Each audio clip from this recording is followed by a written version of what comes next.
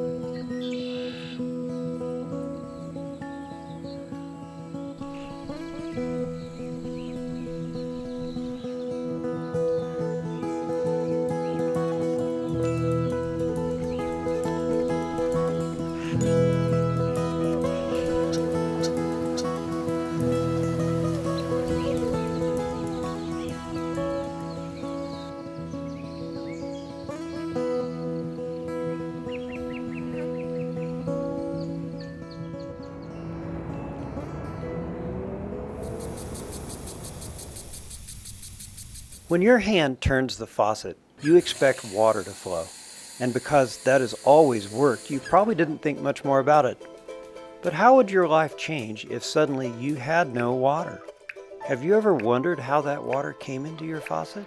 It's an epic journey. Water evaporates from the ocean, and then wind carries the moisture to our landscape, where it falls to the ground as rain or snow. Most of that precipitation evaporates, but some flows directly into a stream. Or it trickles into the ground, and eventually the groundwater joins the river, which usually flows back to the sea. Along the way, the river carves beautiful canyons and valleys. It sustains our wildlife, and it gives us life.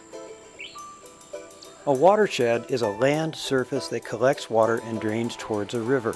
The Colorado River watershed sustains 7 western states and Mexico. It encloses many smaller watersheds, including in Arizona, the Gila, the Salt, and the Verde. The contrast between the harsh, dry landscapes of the Southwest and the riparian areas along our rivers is amazing.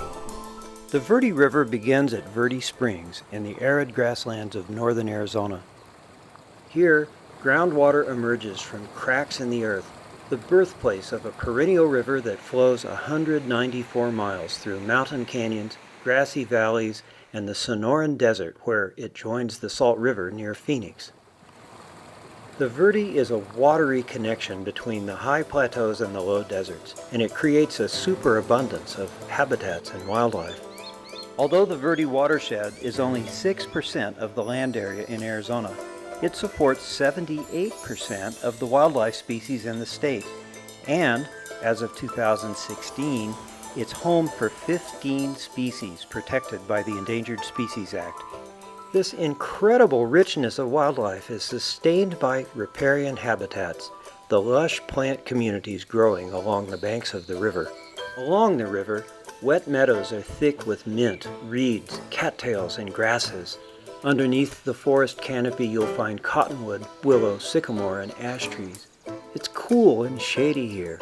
It feels like you're walking through a wet tropical jungle, despite the surrounding hot and dry landscape.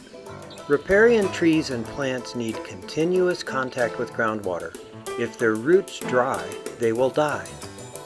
Less water means less life. Less than 10% of Arizona's riparian habitat remains alive, which explains why 17 of Arizona's 33 native fish species now have status under the U.S. Endangered Species Act, and 3 species are extinct. A living river is perennial. It always flows. A living river is dynamic. It has natural flood cycles and a floodplain. A living river supports native riparian habitat on its banks. So, let's look at Arizona's perennial rivers. Are they living rivers? The lower Colorado River is heavily channelized, dammed, litigated, and allocated, fully diverted in service to the people of 7 western states. Although conservationists have successfully battled to keep the Grand Canyon free of dams, below Hoover Dam, the natural riparian habitat has been replaced by development, unnatural reservoir shorelines, or invasive tamarisk. The Colorado no longer flows into the Gulf of California. When the river flows across the border into Mexico, less than 10% remains, and that is used for Mexican cities and agriculture. As a result, what was once one of the largest and most productive wetlands in North America, the Colorado River Delta, is now only a memory. No water remains for wetlands.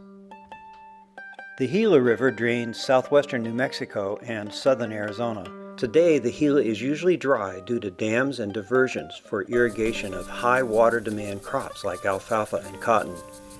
Here, west of Phoenix, the last flowing water in the Gila disappears into the sand, surrounded by fields irrigated with groundwater.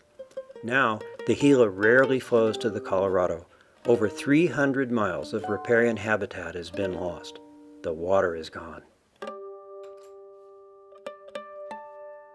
Historically, the Santa Cruz River flowed north from Mexico past Tucson to join the Gila River west of Phoenix. Now, only a few miles of the upper Santa Cruz has water. Near Tucson, groundwater pumping by cities and agriculture has changed the river into a dry wash deeply incised into the desert. The formerly lush, broad riparian habitat is gone due to lack of water. The San Pedro River also flows north from Mexico through Sierra Vista to join the Gila. This delicate southern desert river is vital habitat for migrating birds and local wildlife. Despite decades of work by friends of the river, in 2005 the San Pedro temporarily dried up for the first time in recorded history. And in 2012, only 29% of the river had perennial water. Another southern desert river is deeply threatened and struggles to survive because of excessive groundwater pumping. The Salt River collects water from the White Mountains and Mogollon Rim, joining the Gila west of Phoenix. At Granite Reef Dam, the entire Salt River is now completely diverted into canals. The Salt River no longer flows through Phoenix into the Gila. Another 100 miles of riparian habitat is gone. The Verde River drains the Central Highlands, joining the Salt River near Scottsdale. On the lower Verde near the Salt, 2 dams, Horseshoe and Bartlett, store water for Phoenix. Above Horseshoe Dam, the Verde is a living river. It is perennial with natural flood flows and floodplains, and the banks are largely natural. The Verde is the longest surviving living river in Arizona, supporting over 190 miles of increasingly rare riparian habitat. Along the lower Verde, from Horseshoe Dam upriver to Camp Verde, the Verde Wild and Scenic River supports both recreation and habitat. The Fossil Creek Wild and Scenic River joins the Verde in this section. These are Arizona's only 2 wild and scenic rivers, where improved management has increased the riparian vegetation, improved wildlife habitat, controlled destructive recreation, and improved public access. The East Verde River tributary joins the Verde near Fossil Creek. This is the geographic center of Arizona, the heart of our state. From Camp Verde to Clarkdale, the Middle Verde flows through the Verde Valley, where communities are actively working to protect the river by upgrading irrigation and removing invasive plants. From Clarkdale upstream to the headwaters near Paulden, the Upper Verde is remote, wild, and little known, supporting some of the finest riparian habitat remaining in Arizona. The National Wild and Scenic Rivers Act was designed to protect places exactly like the Upper Verde River. Prescott National Forest has pronounced it as eligible, and this detailed proposal for the Upper Verde Wild and Scenic River would protect the wildlife, fish, scenery, recreation, cultural sites, and more, but only inside the boundary. Outside the boundary, the Wild and Scenic Rivers Act cannot protect the river from our unquenchable thirst. Outside the boundary, groundwater pumping from thousands of wells threatens to dry up the Upper Verde. The same forces that have dried up other Arizona rivers now threaten the entire Verde River: groundwater pumping, diversions, and development. Less than 10% of the natural riparian habitat in Arizona remains alive. Can we avoid losing Arizona's last perennial river? What can you do to keep our rivers flowing?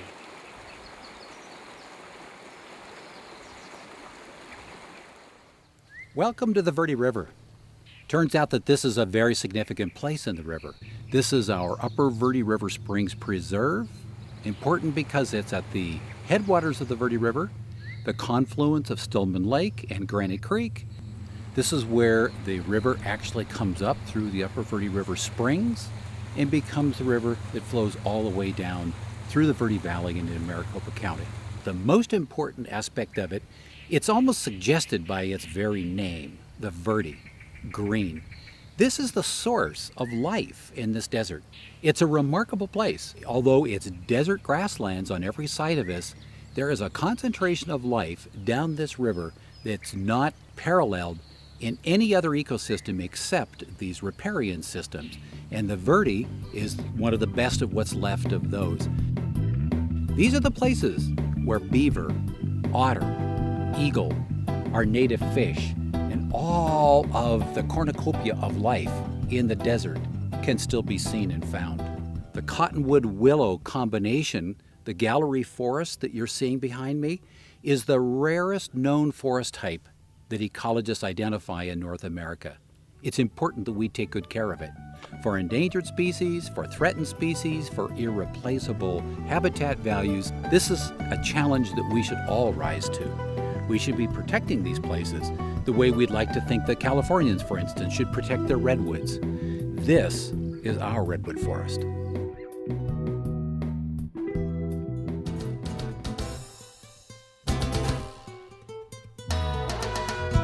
Well, the Verde River is sort of the connecting artery between many of the major habitats and biological values throughout the Southwest. It literally connects the Colorado Plateau, which is one of the major ecological and geographic regions of Western North America, with the Sonoran Desert, which is one of the richest desert areas in the world and stretching well down into Mexico. So the Verde is the intact living water piece that literally connects those two as a corridor for migration and so on. Because it's a riparian corridor, it's incredibly important to animals from all over the region who need to be here for breeding or for migration. If you took away this river, you would be taking away much of the life of the whole Southwest region. Big stretches of the Upper Verde have been identified as critical habitat for 3 native fish species: the spike dace, the loach minnow, and the razorback sucker. The Southwest, and Arizona in particular, is home to many, many species of native fish. We've lost many of those for a whole variety of different reasons. The Upper Verde River here is one of the places that has been determined to be the best place to bring back all of these native fishes. The thing that I've come to with native and non-native fishes, they're kind of like oil and water. You can't mix them. These non-native fishes not only compete for the same resources, but they also eat. They predate upon these natives. And that's what we think is a major problem here. We're now in the middle of some what we call mechanical removal of these non-natives. Why do we save the native fish? What's the value in it? I guess you could use the term miner's canary. They're really indicative of the health of the habitat. Not only in the Verde, but here across the Southwest. As these habitats degrade now, physically, chemically, biologically, they're going to show that, and I think they are. And he wants to go.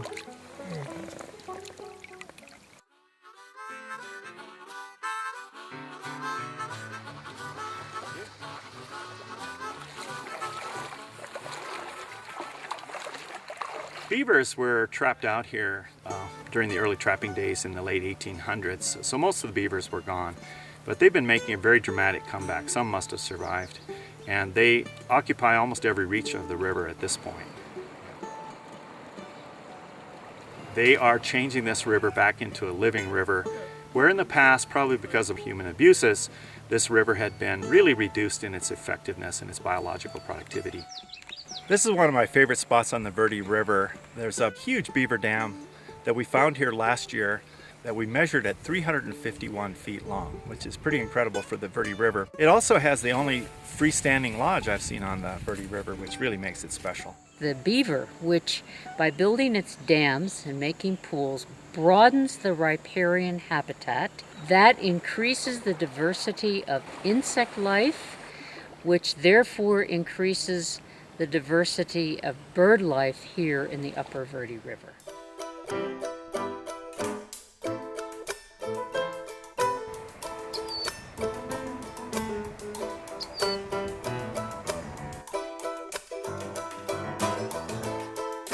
One of the things that birds teach us is that protecting these habitats, because habitat loss is one of the biggest problems for bird species.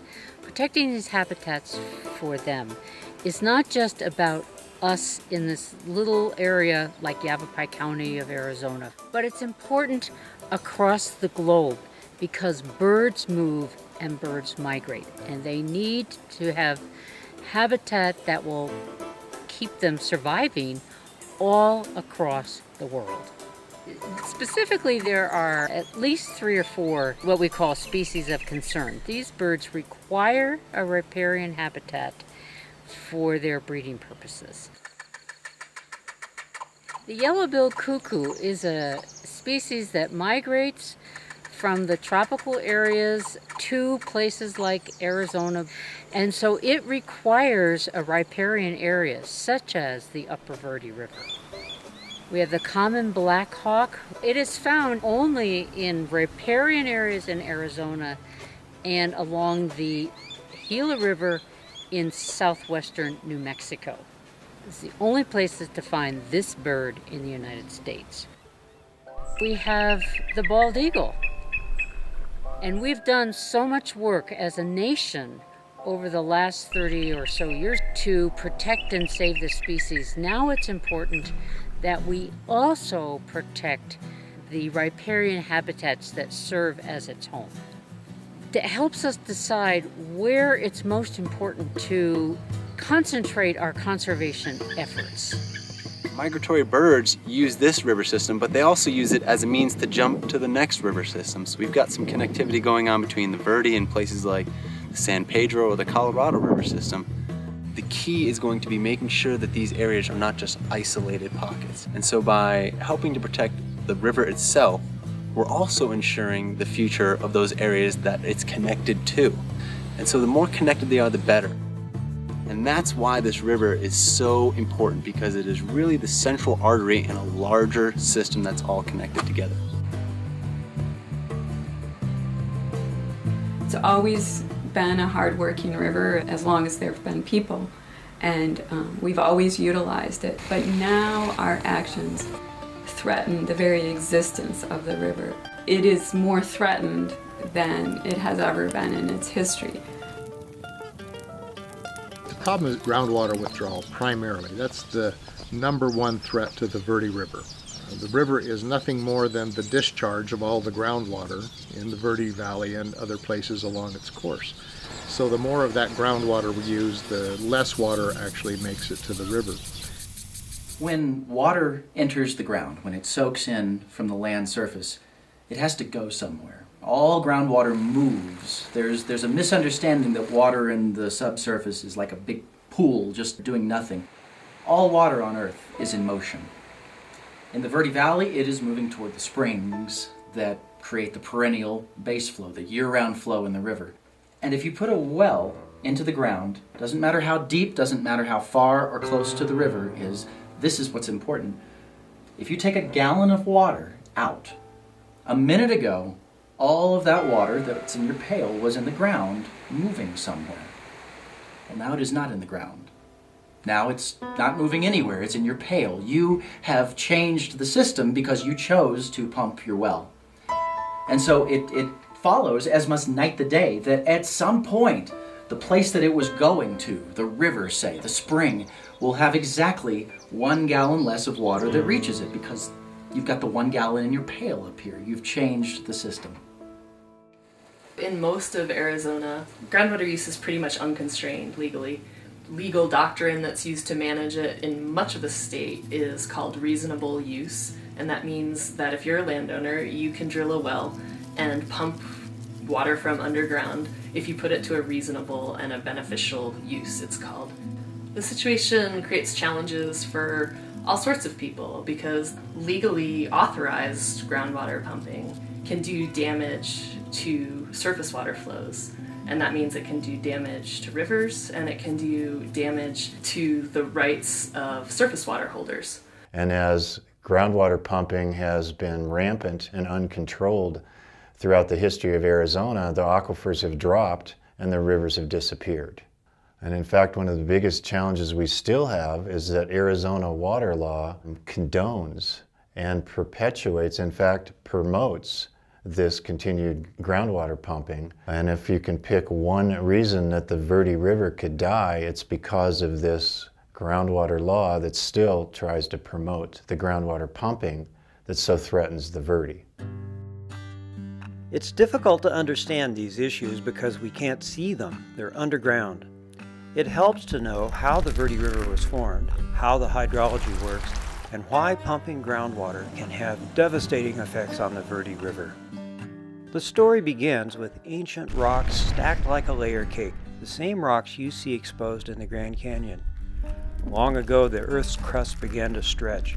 For millions of years, a huge block of the Earth's surface gradually slid down deeper into the Earth, creating a basin or valley. The highlands surrounding the basins slowly eroded and filled the basin with sand and gravel, like an underground bathtub full of rocks and sand.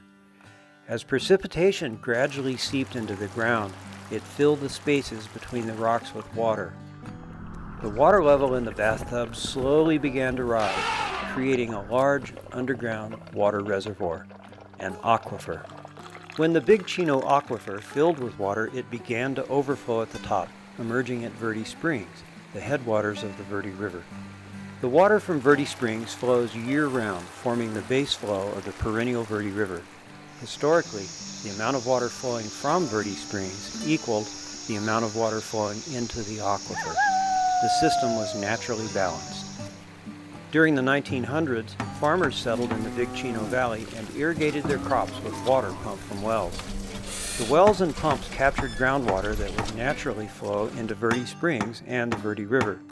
Over 80% of the water from Verde Springs is groundwater stored beneath the broad grasslands of the Big Chino Valley. Today, as more farms, homes, and wells are built, more groundwater is pumped. And so now, 1/3 less water flows down the river. In the future, local cities propose to pump groundwater from the Big Chino Aquifer into the Prescott area to support population growth. The Big Chino Water Ranch pipeline will be only part of the problem. Future development in the Big Chino Valley will extract even more groundwater. All these wells capture groundwater naturally destined for the river.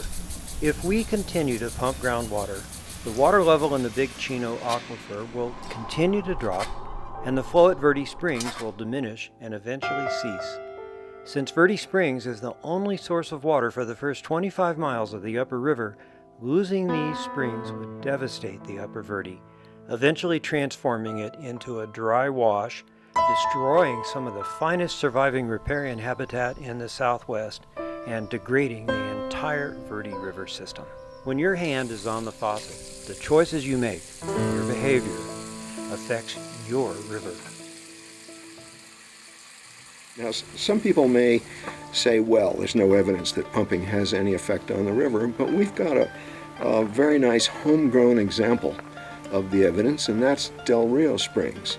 Since about 1940, or the 40s, the groundwater discharge to Del Rio Springs has decreased by more than half.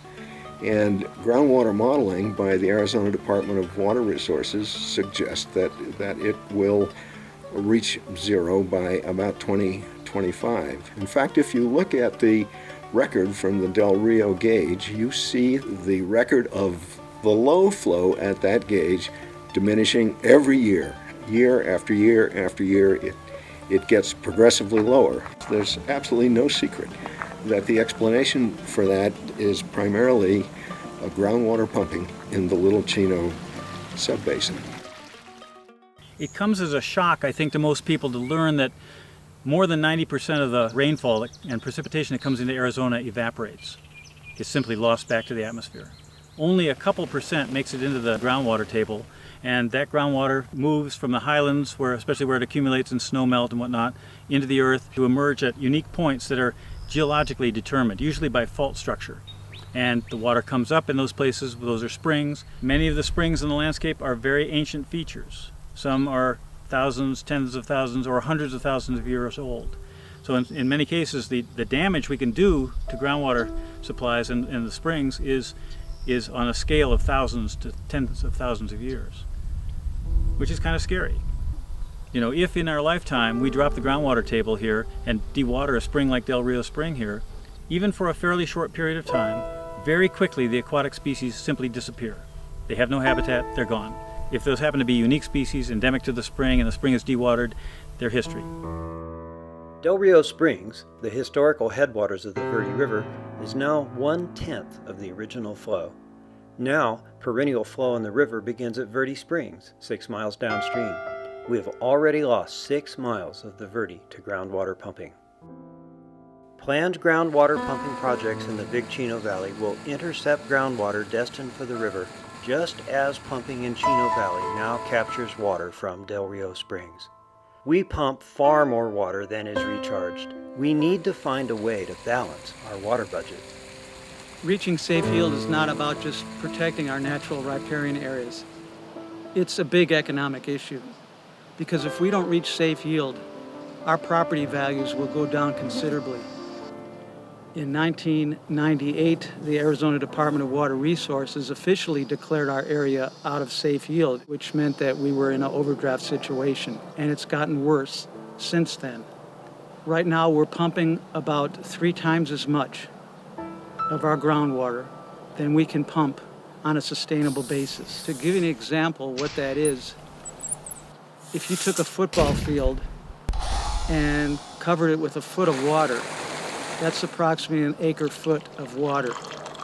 Right now, we're losing about 15,000 acre-feet per year, which means if you take that football field and cover it with almost 3 miles of water, that is what our aquifer is losing each and every year.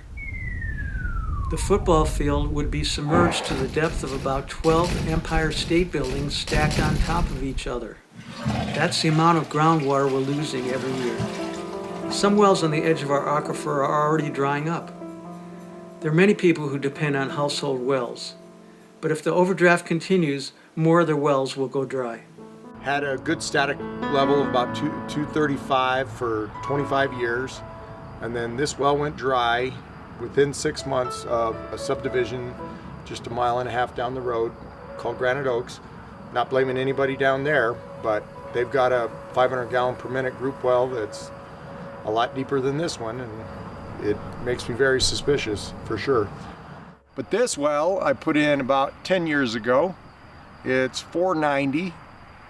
We never hit water. What it forced me to do was put in a water storage system. So I do have a pump in that one, that little trickle pump.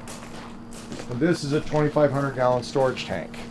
And so now we depend on water hauling. And it's not just me. Every person on our road, on Bridle Path, has re-drilled in the last 10 years. So they did one of two things. Either they went deeper or they re-drilled. But it's 10 grand to re-drill, and that's a roll of the dice. I got 10 grand and nothing almost. Those people on household wells account for only about 14% of the users in our active management area. But when you consider what the monetary loss would be if they lost their wells, would be hundreds of millions of dollars.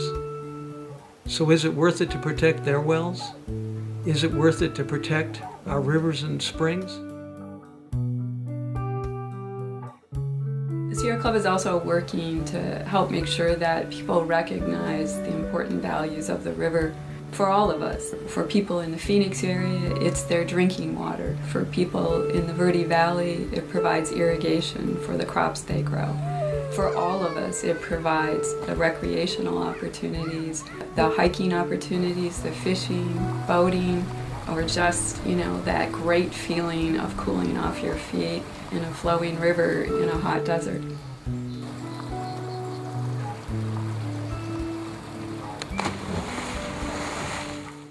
The Verde provides jobs, it provides tourism, it provides a reason for people to come up to some of these central Arizona communities and spend money in those communities. People like living in the Verde Valley, like Cottonwood or Clarkdale or Camp Verde, their communities are really based on this Verde River not only flowing, but being healthy, being a place where people can come fish, people can come swim, bird watch, go hunting, whatever it might be.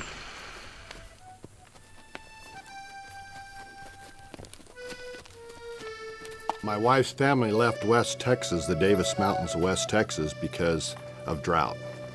And they heard about this ranch for sale. They loved the idea that there was water here and, a permanent water source, the river, for the cattle and whatnot. And they arrived in here in the river in the spring of 1900. And they drove approximately 3,000 head of cattle from Texas to here. My wife's family's been here for 110 years. The Verde River is very important to the future of our ranching. And, I do know that is fed by an underground aquifer. Me being a steward of the land is, we're part of God's creation, and He's placed us here to take care of it. But remember the green river valley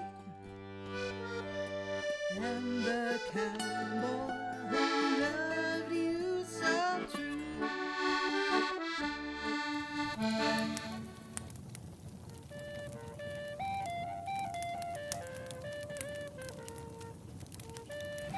Nensli, the Jahati, Joanenstina, Gajenti, and Munesti. Sinale, the Senator Stein, so young teen letter. As you show he, Joannes, Yakoi Kayan, young teen. Negeho Hostel Zell, Sarah, Nakekoi, Vincent E. Randall, Jose. I introduced myself in the Apache way, as if I was speaking to Apaches. First of all, we call ourselves Ne, which means like the people or the human beings. And I'm a sub-branch of that called Tilje, which are the Apaches that roam what is now central Arizona, all the way from the reaches of Grand Canyon all the way down to Air Viper Canyon in southern Arizona. So we're on the very western extreme area of our places that we used to roam. We are giving a certain area to live and to have stewardship over it. We're just part of the whole life cycle of the place where we were created. But it all starts with water. It starts with that raindrop that falls and falls to the ground, and that's what flows through our arteries and veins, and that gives us life. That's life. Every morning the Apaches get up and they pray and they say,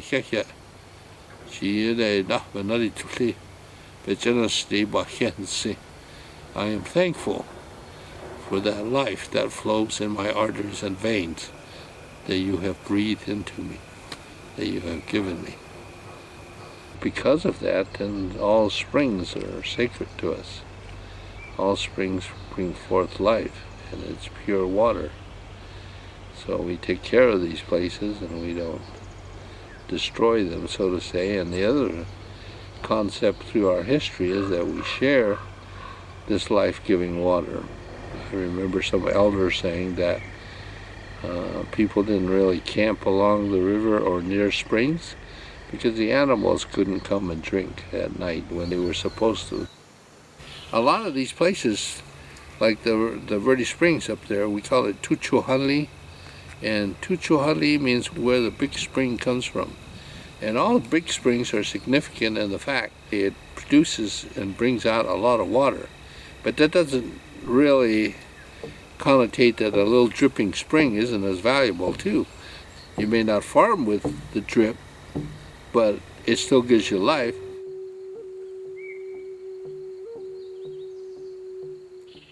The Yavapai have been on the Verde River for as long as the stories have been told, you know, for generation and generation.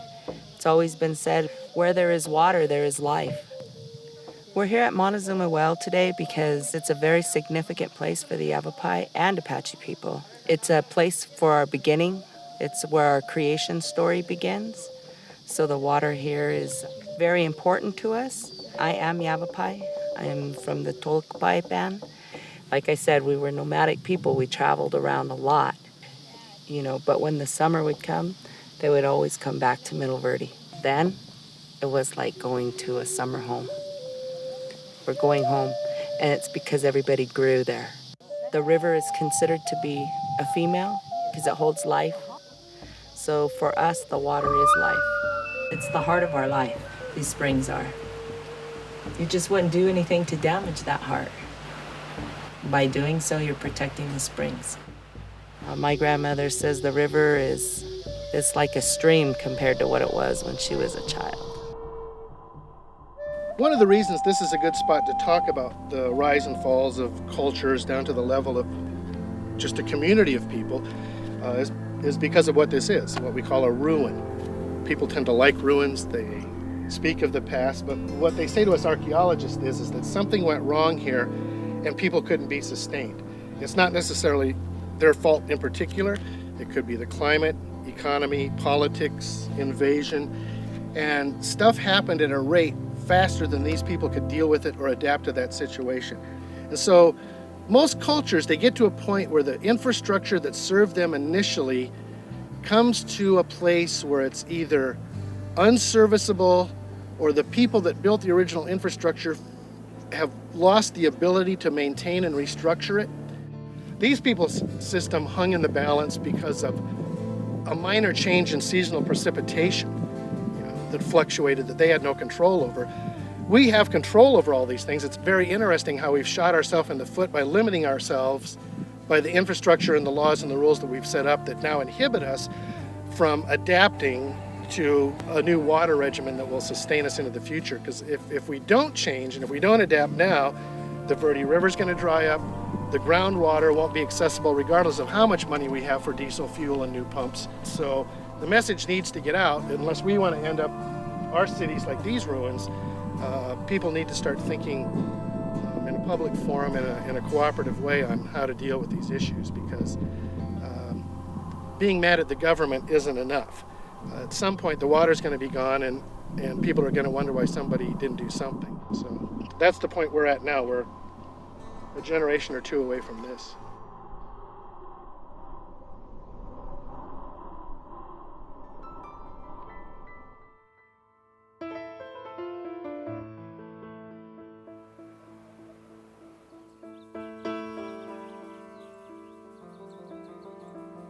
I'm standing here in the middle of this process of a spring in decline, of groundwater supplies drying up, of the Verde River being threatened.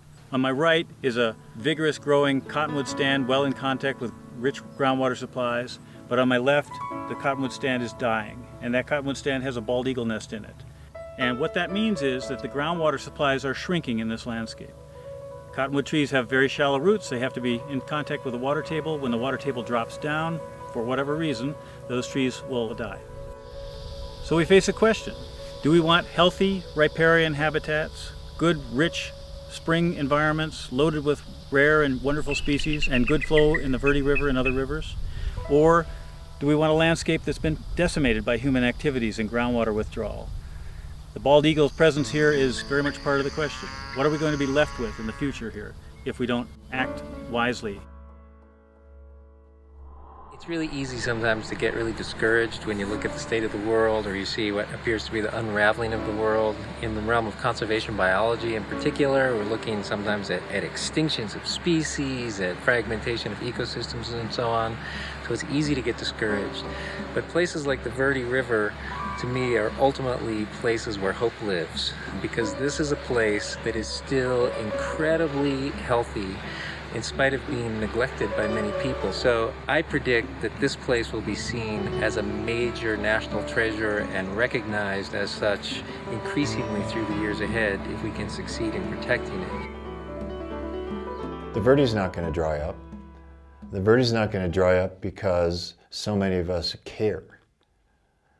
And more importantly, the Verde's not going to dry up because we're going to insist that that doesn't happen again. All the threatened and endangered species in the Verde were petitioned for threatened and endangered species by the Center for Biological Diversity. That's what we do. It's the one thing we have learned is that you need to keep showing up. And so when time comes, we all need to be in the courtroom and let the judges know that we care. The problem that you always have in having effective activism on any kind of an issue is whether people believe that they can make a difference. So our job as activists, if you will, is to show people that they can make a difference, and they can. They're the only ones that can. Act locally. It's really the only power that we have. And focus on the issues that you have some control over. And things that you can solve with yourself, in your neighborhood, in your town, in your community. But your community cannot survive if everybody is dependent on a resource that is dwindling. That's not sustainable. Water conservation is much less expensive than huge pipelines. If you review your monthly water bills, you'll probably see more water use in summer. For example, the monthly water use for this average home shows that the indoor water use is fairly steady every month of the year. But the outdoor water use sharply increases in the warmer months. Irrigation of lawns and gardens can be over half of your total water use. Importantly, all that water is lost. It's evaporated by plants or the sun.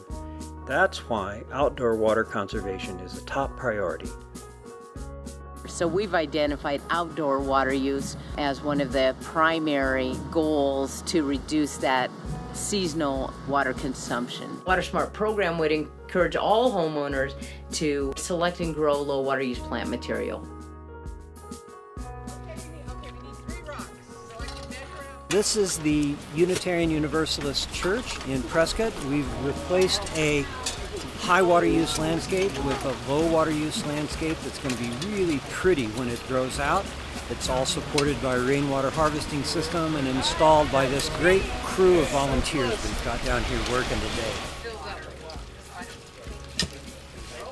The overall strategy is to use native drought-tolerant plants to cut outside water needs, then to create your own irrigation water supply by harvesting rainwater.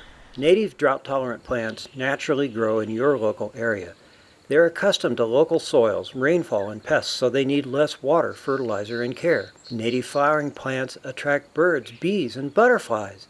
It's fun to customize your native landscape with your favorite drought-tolerant plants.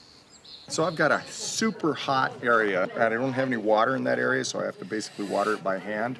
Is this something that I'd be interested in? Yeah, this is turpentine bush. It's native. It doesn't just thrive on neglect. It requires neglect. Well, that's water it that's once, my house. twice when you plant it, walk away, don't do a thing. When you replace a high water use landscape with a low water use landscape, you will conserve water and still have a beautiful yard. The bottom line is, avoid using groundwater for landscapes. One of the single most important things to realize is that every landscape has a water budget. It has a supply and a demand side. If you need to use municipal or well water to supplement irrigation on your site, then your demand is exceeding the supply. On average, 50% of home water use goes to irrigating landscape. And that's whether establishing, maintaining that landscape. 50%, that's a lot. Anytime you can supplement that water budget with rainwater or gray water, alternate water sources, that's water that is not having to be pulled out of the aquifer. So if you can capture enough rainwater and irrigate a landscape, ornamental, food, native plants, whatever it is, if you're not exceeding the annual use of rainwater, then you're sustainable in terms of rainwater. You've captured enough moisture to irrigate your landscape, and you've created habitat, and you've grown food for yourself. Rainwater harvesting isn't a new idea. It's been used for thousands of years. All over the world, more and more homes depend on rainwater harvesting, and Arizona ranchers have collected rainwater for decades. Remember, over 90% of rainwater evaporates, only a few percent soaks into the ground. Rainwater harvesting systems capture water that would otherwise evaporate. It does not intercept water destined for our rivers or aquifers. A rain barrel stores the rainwater so you can irrigate a landscape or garden throughout the dry season. It's a wonderful way to safely supplement your water supply with a renewable source of high-quality water, and it works well even in low rainfall areas. I've got two 2,500-gallon tanks here. The capture area is a 1,500 square foot roof of this shop building. Every time it rains an inch, that captures approximately 800 gallons, and it's raining right now. If everybody in the city of Prescott, let's say, put a 5,000 gallon system in, 10,000 gallons of rainwater could be captured annually. There's 21,000 ratepayers in the city of Prescott. That's 200 million gallons of rainwater that could be captured to supplement irrigation. So that's a substantial amount of water that could be removed from a pipeline portfolio to prevent maybe unnecessary exploitation of other water sources when the resource that we need is falling from the sky every year. I found that if we all use 35 gallons a day or so, some number in that area, we will be sustainable and we can have the population that we have right now. So my goal was to find out, is this possible? Is it possible to do that? And I found out that it is indeed possible, and it doesn't require a great deal of sacrifice either. Before I started my water conservation practices, my water consumption in the summer was around 11,000 gallons per month. It was a water guzzler. Now it's down to about 1,200 gallons per month, which averages around 22 gallons per day per person, GPCD. This example shows that home water use can be reduced by more than 90% by using a combination of low water use landscaping, rainwater harvesting, and indoor conservation. So what's the best way to save water indoors? Focus on the big water users, the toilet, clothes washers, faucets, and leaks. Living water conscious has become part of my daily routine. It really isn't as big a sacrifice as you may think. I can do it, so can you. Every drop of water counts to conserve water for the Verde River. Last year we replaced our washer with this front loading system. This one only requires 12 gallons per load, whereas the last one required 50 gallons per load. Did you know that the toilet is the most wasteful feature in the house? Our last one was constantly running and leaking, so we upgraded to this new one, which only uses less than a gallon of water per flush. So this is our shower head. Our last one was very wasteful, so we upgraded to this new one that only uses 1.5 gallons of water per minute. One of the first things we did around the house was fix all the leaks in the faucets. Make sure you turn off your faucets all the way or get your leaks fixed if you haven't already.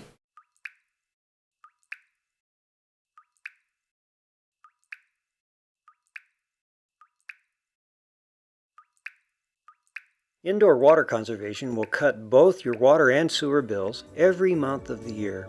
Remember, the goal is 35 gallons per person per day. And it's amazing, just like my water catchments that we've built for cattle, it's amazing how much water the roof of a house will collect. Maybe we need to start looking at more of those things so we're using that water, for our yards and the flowers and outside like that, and that we don't waste it. You have a direct impact by supplementing with rainwater on your own property. you're affecting the larger watershed. And so that's water that then is not delivered to your property. It actually stays in the ground, and it contributes to the hydrology of the Big Chino, and that's water that will continue to flow into the Verde River. You come to these places and you hope that by visiting them more often or bringing the kids out here that you bring life back into it. You'd be surprised at the love they have for it. It's being stewards of the land, stewards for the water. We all need to come together to take a part of that to save the river. The whole reason to be involved in environmental protection and involved in protecting places like the Verde River is to ensure that they are here for future generations of people, future generations of wildlife, future generations of plants. And just knowing that we helped to make sure those waters will still be flowing and that the trees will still be growing and that the native fishes will still exist and that some child can walk along the Verde and enjoy the same things that we did, that is key to the future. We've litigated, but most importantly, we continue to show up. So just like every drop counts to try to save a river, every vote counts. And just like every drop soon becomes a flood, every person showing up and voting, that's the flood that we need to have happen if we're going to save places like the Verde. We need to show up. If we continue our outdated ways of the past, overdrafting our aquifers, depending on importing groundwater through pipelines from somewhere else, and wasting water, in only a few decades we will degrade the Verde River, destroy some of the finest remaining riparian habitat in Arizona, harm our wildlife, and cheapen our quality of life. Despite this looming threat, we can protect the Verde River because we have a choice. We could change course and build a better and wetter future with flowing rivers and a thriving economy. To get there, we will have to reduce our waste, learn to live within the natural limits of our region, and transition to using renewable resources. You can make a difference by using less water indoors and not using groundwater outdoors.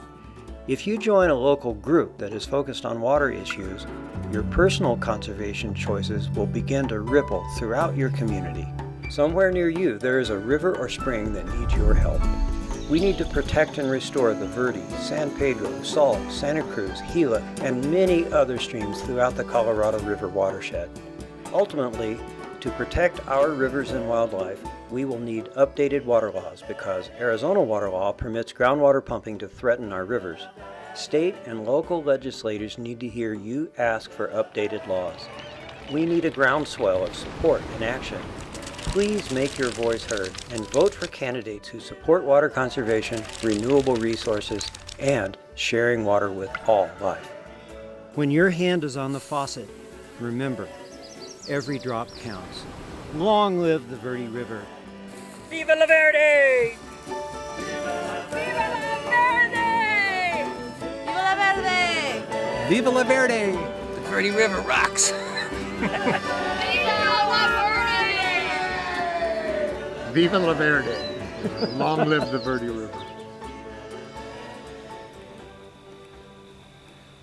My question is, when are you going to learn the real meaning of stewardship? And when are you going to humble yourself to share the resources with other living things, whether they be humans, animals, or plants? Is it when there's just one of you left? Or can you turn the tide today?